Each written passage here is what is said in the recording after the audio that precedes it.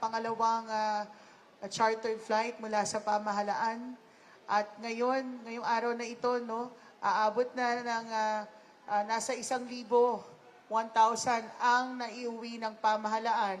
Ibig sabihin po, combination ito ng chartered flights, 2 na po, kahapon po, lula ng ating mahal na kalihim, Hans Leo J. Kakdak mula United Arab Emirates. Ngayon naman po ay galing po ito sa Saudi Arabia at ang sakay po ay mga kababayan po natin na itinawid mula Bahrain, nagkaroon po ng land crossing, at mga kababayan po natin sa Al-Khobar and sa Riyadh. Bago pa po kung ano-anong balita ang lumabas, ako na ho magsasabi, ang mga kababayan po natin mostly ay mga distressed OFWs galing po sa mga bahay kalinga ng ating pamahalaan. So kaya po nandiyan ang DSWD at ang DOH din dahil po yung mga kababayan po natin na tinulungan ng pamahalaan. Even, yung iba po ay even before pa itong nangyaring kaguluhan sa gitnang silangan. Marami din po sa kanila ang nag-request ng repatriation dahil sa kaguluhang ito. So in other words po, ito po ay yung mga, marami rin po kami natanggap na hiling ng repatriation mula sa mga pamilya ng ating mga kababayan. Pangalawa na chartered flight at sa bilin po ng ating Pangulo at sa direktiba po ng mahal na Secretary, hindi po to ang huling chartered flight. Pero sa announcement doon sa susunod na mga detalye, sa mga susunod na araw po, dahil yan po ay, sabi nga po ng ating Secretary, Sec Hans, hindi po yan basta lang sasakay yung mga tao sa eroplano. No? Meron pong, kaya po tinatawag na yung tinatawid dahil po kailangan ng mga exit clearances or exit visa at transit visa. Hindi po kayo pwedeng pumasok sa Saudi Arabia nang walang visa. So ngayon, ang isa pang major announcement natin, 50 ng ating kababayan, unang batch po mula sa Kuwait ay naitawid na at nasa Riyadh na po at inaasahan natin na babalik po sa ating bansa in the next coming days.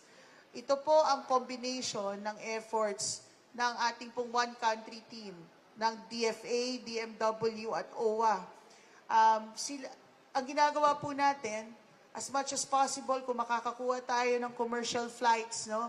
Ibig sabihin, merong mga ticket tayong nakukuha. Katulad nung unang batch mula Qatar, ay kinukuha na natin. At naman kung katulad dito sa Saudi Arabia, na medyo tayo maraming kababayan na uuwi, dahil nga meron ding tinatawid mula Kuwait, mula Bahrain, at I think, Sec, meron din sa Qatar, no? Pag-aaralan din yung pagtawid ng iba nating kababayan sa Qatar. Ito po ay ginagawa at kaya po tayo naghahaing ng chartered flight. So again, 1,000 na po ang natulungan natin na makauwi. Meaning, para kompleto, mula pre-repatriation, pati repatriation ticket, pati post-repatriation. Sa post-repatriation, nakatoka po sa OWA ang domestic transportation. Ibig sabihin, pag-provide po ng flight tickets o kaya pamasahe sa land transportation dito po sa ating bansa. Kasama na po dyan ang necessary hotel accommodation kung ang flights po ng ating mga kababayan ay bukas pa o sa susunod na araw, depende po sa schedule ng mga airlines. Okay, kasama rin po, napaka-importante, ang tulong po sa reintegration at pinansyal na tulong. No? Kasama na po yan sa binibigay ng DMW at OWA. Special shout-out po sa ating po mga active OWA members na may dagdag po, no? Dahil yan po ay kahit hindi walang digmaan SEC, USEC, meron talagang programang nakalaan para po sa ating mga active members ng OWA. So meron pong dagdag pang tulong sa kanila na makukuha po nila pag nahatid na po natin sa mga iba't ibang mga regions. Kompleto po ang tulong ng pamahalaan. Hindi lamang tulong pinansyal.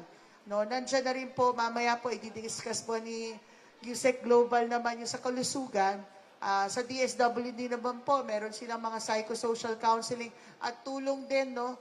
Lalong-lalo na po sa pamilya din ng ating mga kababayang OFW.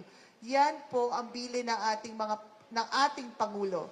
Siguraduhin na sila ay ligtas, iuwi ang ating mga kababayan na gusto umuwi at bigyan po sila ng serbisyo ng pamahalaan pagdating nila.